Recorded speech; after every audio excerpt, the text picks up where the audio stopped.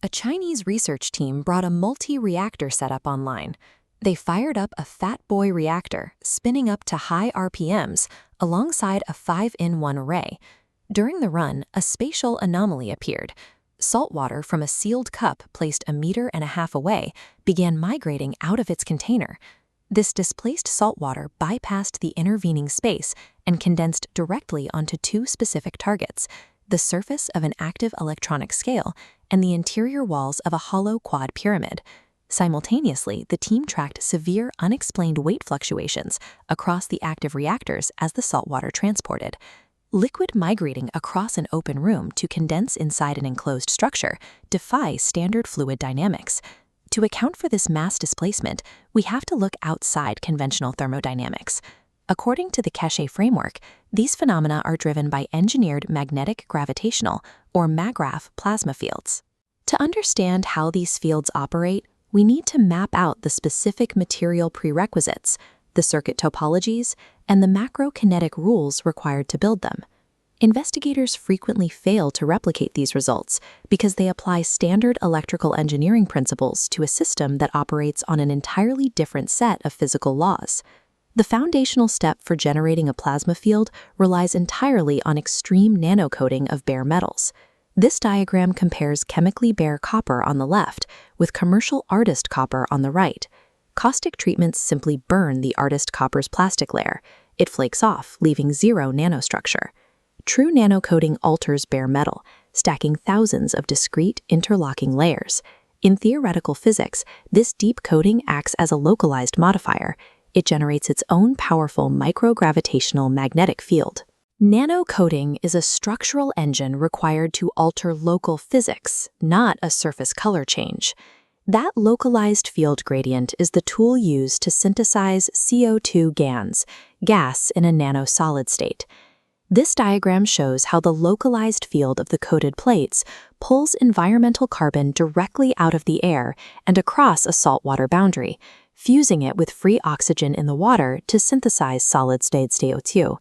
Some builders attempt a chemical shortcut, boiling the copper in hydrogen peroxide, copper sulfide, and caustics. This method appears to work at first glance because it effectively turns the copper surface entirely black in a span of about 10 minutes. But structurally it fails. This shortcut cannot build the required interlocking layers. It simply traps carbon within a shallow surface scrape. Achieving a black surface chemically does not generate a plasma field. Bypassing the structural layering process voids the entire theoretical framework. Once the materials are properly structured, they are integrated into a physical circuit. But plasma logic dictates a different topology. Looking at the schematic of a plasma capacitor, the energy flow is multidirectional. Intake occurs continuously down the negative central axis, while the positive outer shell releases the fields outward. These fields are routed into the public grid using a Keshe stacker unit. This linear diagram shows energy flowing from a public meter into the stacker, through a secondary multimeter, and into a stove. But placing this conventional meter in line triggers a cascade failure.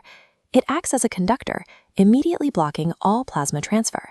The strict Magrav topological rule is that units must connect immediately after the public meter and route directly into the load. Diagnostic interruptions are prohibited. There is also a strict temporal constraint. Connecting high-resistance loads continuously during the first week will permanently destroy the unit. The system requires a 3-week adaptation period. Loads must be applied incrementally, so the internal wiring can organically nano-coat itself and adapt to the flow. Plasma energy cannot be routed, cannot be rushed, or measured with standard tools. Standard diagnostics guarantee total system collapse.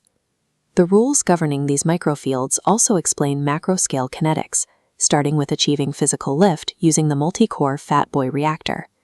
This diagram illustrates the lift protocol. The outer cores generate a centralized plasmatic field directly between them. This field pushes an upward vector arrow against the downward pole of Earth's gravitational magnetic field. To control the lift, operators use nano-coated wires to siphon precise plasma gradients out of the center and into the external motors, stabilizing the unit. This exact mechanism of field interaction scales to explain the generation of visible light. Light manifests through friction. A high-power released plasma interacts and collides with a much slower, dynamic plasma field localized in the environment. This friction weakens the high-speed plasma. It gets pulled toward a gravitational core, slowing down rapidly until it manifests as glowing, visible light particles. These identical physical rules map perfectly onto organic biology, using the cross-section of a simple cabbage as the model. In biological star formation, as seen in this diagram, the dense core of the cabbage acts as the primary gravitational center. Field strength dissipates in concentric rings outward, which dictates the progressive expansion of the leaves. Whether generating visible light, lifting mechanical mass, or structuring the growth of organic life, the driving mechanism remains the interaction between differing plasma fields. The Keshe plasma system operates completely outside the boundaries of standard electrical and thermodynamic models. Mechanically, materials must be built from bare metals that achieve tens of thousands of nanolayers to alter local physics. Topologically, placing conventional measurement tools in series will immediately block plasma flow and trigger cascading failures. Temporally, power systems demand a multi-week incremental adaptation period to run without burning themselves out. Across every scale, the differential gradients of plasma fields dictate matter states, energy transfer, and physical displacement. To test or utilize these protocols, investigators must set aside standard model assumptions and strictly adhere to the internal engineering logic of the Magrav architecture.